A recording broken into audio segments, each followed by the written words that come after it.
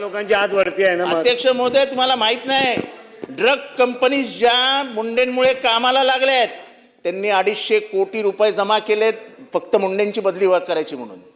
सगळे कामा धंद्याला लागलेत. हे सगळ्या लॉबीज आहेत. इंटरनॅशनल ड्रग लॉबी कामाला लागली आहे. अध्यक्ष 250 कोटी रुपये तयार केलेत. 250 कोटी रुपये.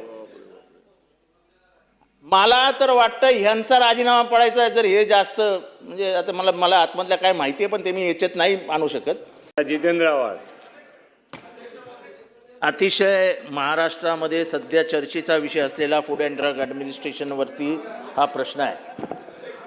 पहिल्यांदा सगळ्यांना संधी आहे. मला या खात्याला महाराष्ट्रावर चर्चेत आणणारे माननीय संधी आयुक्त तुकाराम मुंडे यांचं मनापासून अभिनंदन करावं असं वाटतं की महाराष्ट्राला कॅन्सरनी घेणारे जे कोणी लोक आहेत त्यांना रिंगणात आणणारा हा माणूस आज तुमच्या कार्यालयात, तेव्हा त्याची काळजी घ्या. आणि तुमचंही अभिनंदन करतो की तुम्ही अजून त्याच्या बदल्यांसाठी फाईल घेऊन मुंबईला जात नाही. असं म्हणजे आजपर्यंत तरी कानावर आलं नाही की तुम्ही मुख्यमंत्र्यांकडे प्रश्न विचारायचा नाना मग आता प्रॉब्लेम. नाही अध्यक्ष महोदय, लोकांची हात वरती आहे ना. अध्यक्ष महोदय, तुम्हाला माहित नाही, ड्रग कंपनीज ज्या मुंडेंमुळे कामाला लागल्यात त्यांनी 250 कोटी रुपये जमा केलेत फक्त मुंडेंची बदली करायची म्हणून. सगळे कामा धंद्याला लागलेत. हे सगळ्या लॉबीज आहेत. इंटरनॅशनल ड्रग लॉबी कामाला लागली आहे. अध्यक्ष 250 कोटी रुपये तयार केलेत. 250 कोटी रुपये. मला तर वाटतं ह्यांचा राजीनामा पडायचा आहे जर हे जास्त, म्हणजे आता मला आतमधल्या काय माहिती आहे पण ते मी याच्यात नाही आणू शकत. अध्यक्ष महोदय, तांदळामध्ये होणारी भेसळ, कशात भेसळ होत नाहीये? दुधात होणारी भेसळ, माव्यात होणारी भेसळ.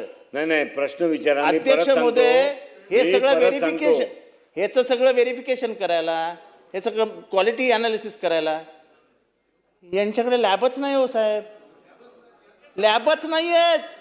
झालं ना आता. उत्तर झाले ना. एकदा झाले, दोनदा अध्यक्ष महोदय, लोक सुटतात कसे काय? यांचे अधिकारी पैसे घेतात, जाऊन सांगतात की सेटलमेंट करा, जे काय होईल ते. लॅबमधनं रिपोर्ट फेल होईल. लॅबमधनं रिपोर्ट फेल होऊन येतो, मॅटर बंद का पैसा मिळता है. अध्यक्ष महोदय, आम्हाला या सभागृहाच्या माध्यमातून महाराष्ट्राला न्याय द्यायचा आहे. अध्यक्ष महोदय, एवढं मोठं डिपार्टमेंट आणि आजपर्यंत भातकळकर साहेबांसारख्या माणसाने. प्रशांत बंब विचारा तुम्ही. आता प्रश्न आम्हाला हे सांगा की देणार नाही. तुम्ही प्रश्न विचारणार नाही तर संधी देणार नाही. तुम्ही लॅबोरेटरीज फायनल चांगल्या कधी सुरू करणार ते सांगा. त्या अद्यावत कधी करणार? किती कालावधीमध्ये लॅबोरेटरीज कामाला लागणार? कुठे कुठे नव्या लॅबोरेटरीज उघडणार? आणि एवढे दिवस या लॅबोरेटरीज उघडल्या नाहीत, त्यांच्या मशिनरीज चेंज झाल्या नाहीत, याची जबाबदारी तुम्ही कोणावर टाकणार? आणि याचा सरकार या लॅबोरेटरीजमधून निघालेल्या रिपोर्टचा व्हाईट पेपर काढणार का?